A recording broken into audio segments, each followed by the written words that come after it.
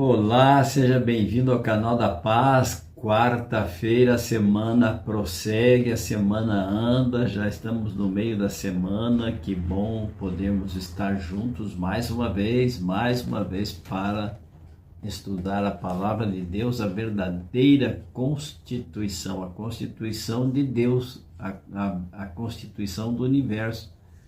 E o Salmo 119, ele exalta as leis de Deus, ele trata das leis do Senhor, as leis morais, as leis civis, as leis da ciência, as leis criminais. Lá em Deuteronômio, Moisés fixou as leis criminais, aquilo que era crime. O Salmo 119, ele exalta as leis também de saúde. Eu esqueci de falar, também existiam as leis de saúde, não é? Se você pegar o livro de Levíticos, estão relacionados todos os animais que eram possíveis serem digeridos, comidos, né? Mortos e comidos. Também existe a lista dos animais impróprios para alimentação, está lá em Levíticos. Então aqueles que seguem a Bíblia, seguem a palavra de Deus, estão seguros. E o Salmo 119 exalta então estas leis, estas prescrições de Deus, estas normas, preceitos. A Constituição do Brasil, ela tem 2 incisos do artigo 5º, que é o artigo que trata das relações humanas, dos direitos humanos individuais. E o artigo 5º, os incisos 6 e 8, diz assim, o inciso 8 eu tenho aqui, diz assim: ninguém será privado de direitos por motivo de crença religiosa ou de convicção filosófica ou política, salvo se as invocar para eximir-se de obrigação legal a todos imposta e recusar-se a cumprir prestação alternativa fixada em lei. Ou seja, a Constituição está dizendo que se existir uma lei que contrarie a sua fé, mas se ela for imposta a todas as pessoas, a regra for imposta a todas as pessoas, nós não podemos nos eximir de cumpri-la, porque ela é para todos.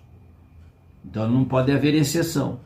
Mas há uma flexibilidade na lei, na Constituição, que diz assim: recusar-se a cumprir uma prestação alternativa fixada em lei.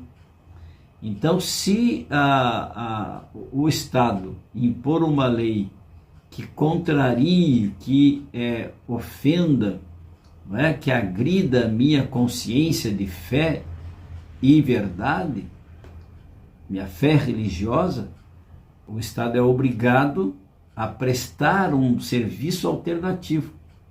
E então, só se eu também descumprir esta prestação alternativa, essa prestação alternativa deve estar à altura daquilo que eu entendo que seja correto, para que não prejudique a minha consciência, como diz, a minha convicção, a minha crença, e convicção tanto filosófica ou política como religiosa, não é? O motivo de crença religiosa. Se não for contrário a estes princípios de fé, então aí eu também vou ser punido. Mas se estiverem de acordo, se essa prestação alternativa estiver de acordo com a minha convicção religiosa, então não haverá nenhum problema. As leis, elas regulamentam as nossas relações de vida. Na faculdade, no último semestre, eu tinha uma matéria que caía na sexta-feira do pôr do sol. Eu assistia a aula, eu frequentava as aulas à noite. E então era uma matéria só, a matéria de direito administrativo, que caía exatamente na sexta-feira do pôr do sol, que eu já não trabalhava mais, porque eu sou guardador do sábado. E quem lecionava a matéria, por incrível que pareça, era o diretor da faculdade. E eu fui conversar com ele, expliquei para ele sobre a minha convicção religiosa, a minha convicção filosófica, por motivo de crença religiosa, eu não podia assistir às aulas. Eu não queria transgredir o mandamento do Senhor, que diz: lembra-te do sábado para o santificar. Ele usou uma expressão conhecida do latim, né? Ele disse assim: Nelte, aqui a faculdade é de direito. Então, lex dura lex. Ele falou assim, a lei é dura, mas é lei. Lex sed lex. A lei é dura, mas é lei para todos. Mas, como existe na Constituição, e a gente pode invocar a Constituição em nosso favor, como existe na Constituição uma prestação alternativa do Estado quando a lei aplicada ao caso concreto ofende a tua ética religiosa, a tua fé, tua crença, tua convicção, o Estado deve oferecer uma prestação alternativa. Ou seja, no meu caso lá, por exemplo, eu fiz o exame final, ele passava as matérias, eu copiava de alguém a matéria de cada sexta-feira, apresentei um trabalho no final do período para ele, do semestre, e ele fez uma prova, um exame final para mim, oral, e graças a Deus consegui me graduar, porque o diretor foi flexível, a lei é flexível. A lei de Deus também ela é flexível, e diz assim, ó, Salmo 119, porque a lei de Deus ela é tingida com as cores do amor. Não é porque você vai transgredir a lei do Senhor que Deus vai passar a mão na tua cabeça, não. A lei do Senhor, ela é perfeita, ela existe para regular a nossa vida, a nossa relação com Deus, com o nosso próximo. Então, a lei do Senhor, se você transgredi-la, Deus te dá a oportunidade, é uma prestação alternativa que Deus oferece, como está na nossa Constituição. Ele diz assim, olha, se você não puder cumprir do jeito que está, você não pôde cumprir, então você tem o direito de se arrepender do que fez, confessar os teus erros e pela graça de Jesus, a sua misericórdia, que ofereceu perdão para nós lá na cruz do Calvário, e este perdão, ele é contínuo, né, de prestação continuada, esse perdão de Deus para nós. Então você tem o direito novamente de viver em paz, perdoado, mesmo que a lei esteja dizendo que você errou, que você pecou. Uma prestação alternativa, a graça de Deus é uma prestação alternativa. E então diz assim o salmista, feliz os irrepreensíveis no caminho que andam na lei do Senhor. Ou seja, aqueles que andam na lei do Senhor são considerados irrepreensíveis. Nós não podemos guardar a lei na sua plenitude, mas nós podemos obedecer ao Senhor dentro da nossa esfera de conhecimento, de atuação, de código ético e moral. Nós podemos obedecer ao Senhor. Pela fé nós somos salvos na graça de Jesus, porque a lei em si mesma ela não salva, mas é resultado.